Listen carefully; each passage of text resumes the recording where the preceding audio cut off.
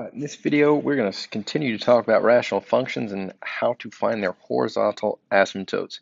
And in order to do this, we're going to borrow an idea from calculus, and we're going to borrow the idea of limits, and we're going to look at what happens as x gets exceptionally large or exceptionally small, and this will help us find the vertical asymptotes. So if I look at just the first function here, f of x, and I choose a really large x value, let's say I pick 1,000 for my x. What will end up happening if I plug it in right here for these two x's is I would get 3,000 minus 2 over 1,000 plus 4. And we can start to see that these large numbers kind of make these two, the minus 4 and the plus 4, almost not really important, right? And if I continue to make these bigger, so let's make it 30,000. Right? And we continue to add zeros to that number, making it larger and larger and larger. We can see that these two numbers here at the end still continue to become relatively unimportant, right? So what we can do now is just look at these first two terms, and we can see that now, once I simplify that, I have 300,000 over 100,000, which will simplify to just a 3. So what I have here is a horizontal asymptote of 3. So let's go look at another function here. So I have h of x. Now we're going to do the same thing. Let's start with a million. Okay, let's just put a million in there for our x value. Again, I'm just trying to find numbers that are going to be exceptionally large or exceptionally small. So what I have is 1 million plus 5 over 1 million squared minus 16. And what we can see again is these two numbers here, that 5 and the minus 16, they kind of become unimportant. And what I can start to notice here is I have a million on top, and then I have a million squared. So what's going to end up happening is I have a million on top and I have a million squared on bottom. So my denominator is much, much larger than my numerator. And if I continue to add zeros on there, right, if I continue to add another 0, this thing is going to get a lot smaller, meaning the denominator is going to get a lot larger. The numerator is going to get large as well, but not nearly as large as the bottom. Thus, we're going to start trending to a smaller and smaller fraction, which makes us go towards 0. So in this case, my horizontal asymptote is 0. All right. And then now we're going to come over here and let's look at g of x. We're going to look at something similar. Again, I'm going to take a million. I'm going to plug it in there. So I have 1 million squared, and again, I'm just plugging them in for each one. So I have 10 times 1 million plus 25, and then on the bottom, I have negative 3 times 1 million plus 15. All right, so what we're going to start to notice, again, our two constants, plus 25 and plus 15, become so small, they're really insignificant. The same thing can be said here, right?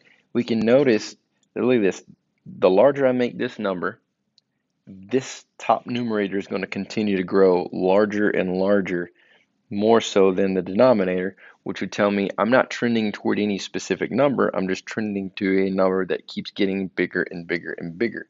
So in this case, we would say there is no horizontal asymptote.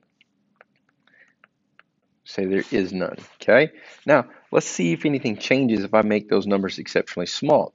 So if I do that, so now we'd make this a negative 300,000, I'll make it negative 100,000. So I still have negative over negative, which would still be a positive. So I would still end up getting this 3 value here. So getting exceptionally small does not change that I'm still going towards 3.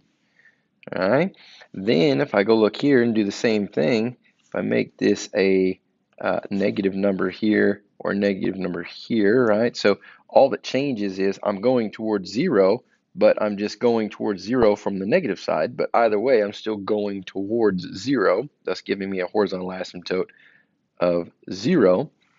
Then if I come over here, same thing, I get negative, and this would be a negative here and a negative here. The idea is still the same here.